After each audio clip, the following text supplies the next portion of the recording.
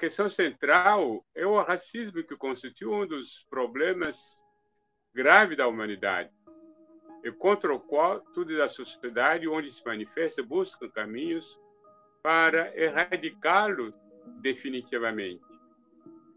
O Brasil, por questões históricas, faz parte dos países do mundo onde o racismo faz muita vítima, engendra flagrantes desigualdades raciais entre branco e não brancos. O que aconteceu nos Estados Unidos com o assassinato do africano-americano George Floyd pela polícia é um fenômeno que acontece naquele país desde que os africanos foram escravizados, e a violência letal policial que vemos pelas imagens fornecidas pela imprensa não é novidade naquele país. Os africanos americanos sempre se mobilizaram para protestar e exigir a justiça, mas os protestos nunca explodiram com tanta força no país todo, e nunca atravessaram as fronteiras americanas para se manifestar nas grandes metrópoles ocidentais como Londres, Paris, Berlim, Amsterdã, e nos países asiáticos como o Japão, Coreia do Sul, entre outros. Em plena pandemia, milhares de pessoas saíram de seus respectivos isolamentos, expondo-se à contaminação de Covid-19 para prestar solidariedade aos negros americanos e de outros países como o Brasil e tantos outros da América dita latina, para dizer chega ao racismo. Em menos de 2 semanas, essas manifestações, graças à rapidez dos meios de comunicação, viajaram pelo mundo com quase a mesma velocidade com a qual a pandemia de Covid-19 viajou pelo mundo. A palavra de ordem é abaixo o racismo e o fascismo, dois fenômenos ideológicos que na Alemanha nazista andaram junto, como estão andando junto hoje no Brasil, no atual governo. O antirracismo é a bandeira de luta dos movimentos negros, tanto nos Estados Unidos, no regime do apartheid, como aqui em outro país da América dita latina. Somos todos surpreendentes. Eu me pergunto onde estava escondido essa solidariedade dos brancos, que de repente surgiu num momento histórico inesperado, que todo mundo devia ficar em casa em seus isolamentos. Alguma explicação deve ter, mas eu pessoalmente ainda não a tenho. Será que pode ajudar na busca dos caminhos ou no aperfeiçoamento dos caminhos e andamento contra o racismo? É uma pergunta. É com essa pergunta que vou tentar abordar a questão central desta live. Existe caminho para erradicar o racismo em nossa sociedade? Sim, responderia. Temos 3 caminhos clássicos de combate ao racismo: as leis, a educação e as políticas públicas afirmativas. Perante a lei, somos iguais. Fórmula que não funciona porque a lei não tem nenhum efeito diante do racismo, que nos torna desiguais por causa de nossas diferenças somáticas. E a Constituição Brasileira de 1988, considerada como democrática, estipula que qualquer discriminação racial flagrante é um crime inafiançável e sujeito à reclusão. Uma lei progressista teria uma força repressiva positiva contra as práticas racistas ou discriminações raciais, mas é uma letra morta que quase não funciona.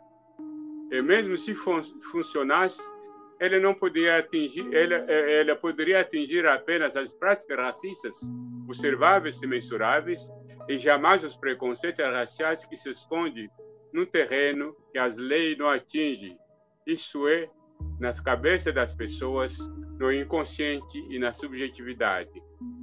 É a parte mais profunda do iceberg que nós não enxergamos. Mas há um segundo caminho mais propício, capaz de invadir o terreno dos preconceitos e, consequentemente, desconstruir os mitos de superioridade e inferioridade racial. Esse caminho é a educação. É pela educação que se formam indivíduos preconceituosos, racistas, sexistas ou machistas e homofóbicas em todas as sociedades. E é também pela educação que se pode formar indivíduos diferentes ou reconstruir aquele que já existe. Como diz Nelson Mandela, nenhuma criança no mundo nasceu racista e odiando outra criança por causa das diferenças da cor da pele, mas os fazem porque, pela educação, foram socializadas para rejeitar a diversidade e suas diferenças, que constituem a riqueza coletiva da humanidade, e, nesse sentido, só a própria educação é capaz de desconstruir os monstros que criou e construir novos indivíduos que valorizam e convivem com a diferença. A questão é saber que tipo de educação oferecer. Certamente uma educação antirracista e multicultural, ou seja, uma educação pluriversal e não universal, baseada numa única visão do mundo eurocêntrico. Uma educação que integra todas as histórias, todas as identidades e aporte cultural de todos os povos que aqui se encontraram por questões históricas. Uma educação inclusive que contempla todas as ancestralidades brasileiras, isto é, indígena, africana, europeia, asiática. Por onde começar essa educação?